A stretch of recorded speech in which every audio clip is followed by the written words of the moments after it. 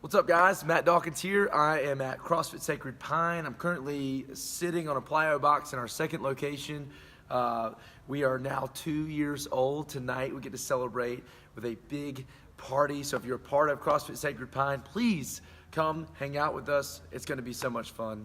I wanted to do this on my personal platform as opposed to on the CrossFit Sacred Pine platform, because for several reasons, but a couple of which are, usually when I'm talking about CrossFit Sacred Pine, I'm talking about it as a promoter, as a coach, as somebody who's trying to hype an event coming up or getting people to come to the business. But the reason I'm doing this on the personal platform instead is because I really want to come at you today from the perspective of Matt Dawkins and the business owner, Matt Dawkins, and just take 5 minutes. That's my goal. I got a running clock.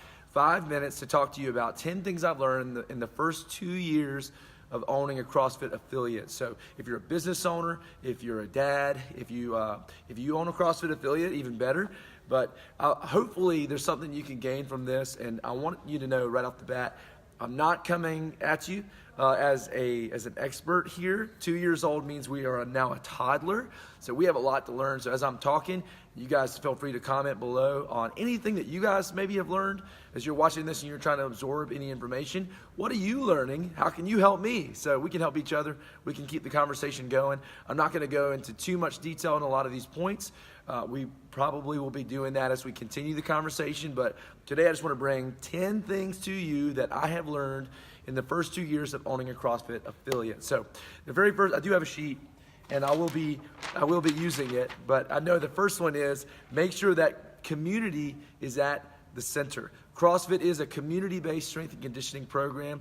It drives some amazing results, and of course it's not without the help of coaching and all the other elements that go into, but I guarantee you this, that if you don't build your business, your organization, your CrossFit affiliate with community at the center, it has a shelf life. It's going to fail. So make sure that community is at the center.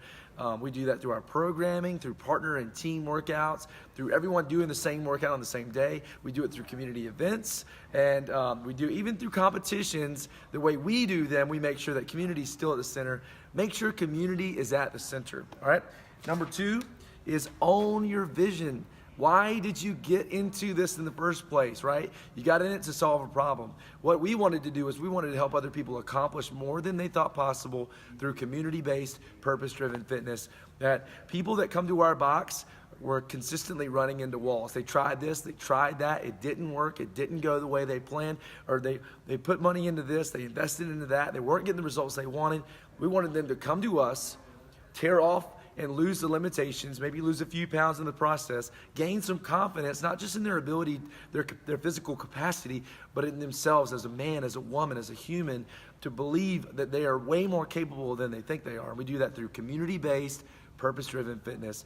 Own your vision, but that doesn't mean, going into number 3, that you shouldn't listen to your people, right? Listen to your athletes, listen to your members, make sure that they have a voice.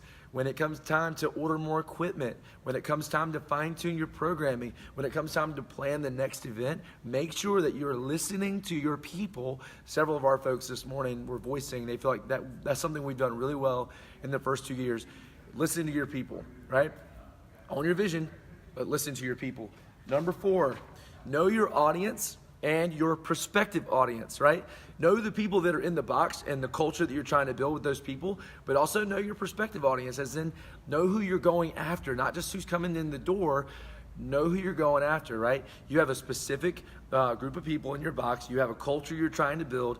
You want to be bringing in people that are going to be in favor of the culture you're trying to build, not people that are going to work against the grain. Because if you've ever owned an affiliate for longer than a month, you've had a member who was very much so working against the grain. What they were paying to be a member in your box was not worth what they were costing your business because of how they were working against the grain of the culture you're trying to build. Know your audience, know your prospective audience. Number 5, keep playing offense, right? We all go through seasons where we kind of like where we are and we're okay to just sort of settle back. Maybe we pull back on marketing, or we pull back on getting out and meeting up with our members. We pull back on maybe even our passion level for how excited we are about CrossFit and everything coming up. We cannot relent. We must continue to play offense. Nobody wants to be a part of a box that only plays defense. So make sure you're doing a good job of playing offense. Keep playing offense. Keep building the business, right?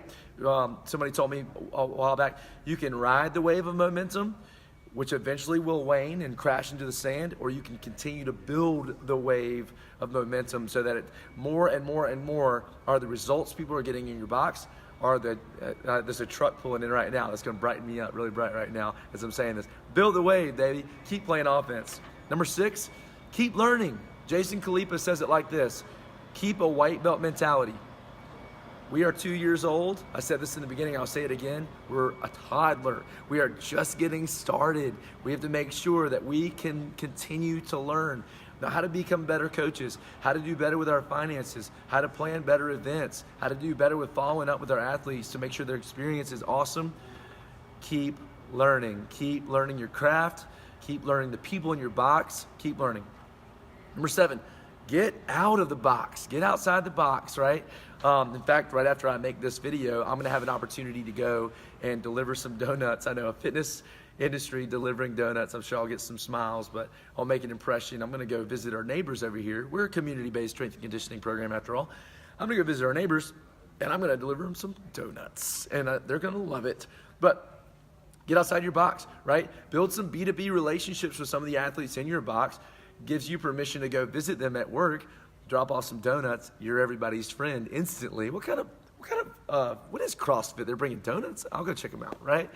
But make sure you're building relationships also with some new businesses coming in your area. Huge opportunities there. Get outside the box. Number 8, you can't do it by yourself. You can't do it by yourself. Once we hit about 50 members, I didn't mention this earlier, but we've gone from 0 to just over 200 members in 2 years. Once we hit about 50 members, I was capped. I was sending text messages every day. I hit my wall, not of frustration or a loss of passion, but just realizing if we were going to continue to grow, I needed to bring other people in. We picked up Jason Paul as one of our coaches, Amanda Hughes. Now we've got 10 coaches on our team that are helping us by taking ownership with me of the business. So when we plan events, when we're doing our programming, we don't do it by ourselves. You can't do it by yourself. Bring other people in to help you take ownership.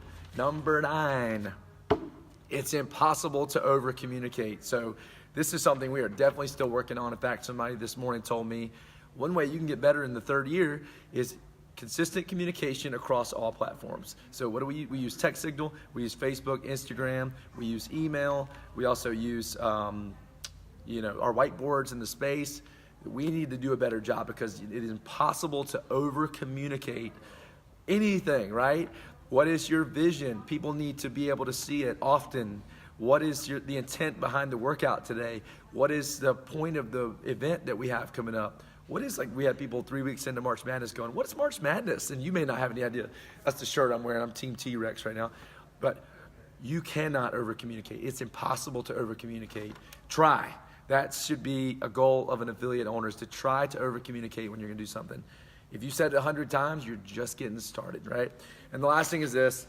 On a financial note, and again, we're still learning this, but stop spending all your money. Affiliate owners, stop spending all your money, right? I know we all want to write ourselves a bigger paycheck. We want to pay our coaches more. We want to give things away. I know I love to give things away.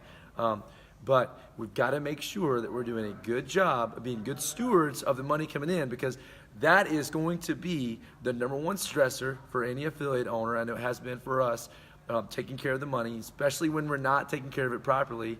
Make sure that you're putting money aside. We believe in tithing, so we give 10% of my take.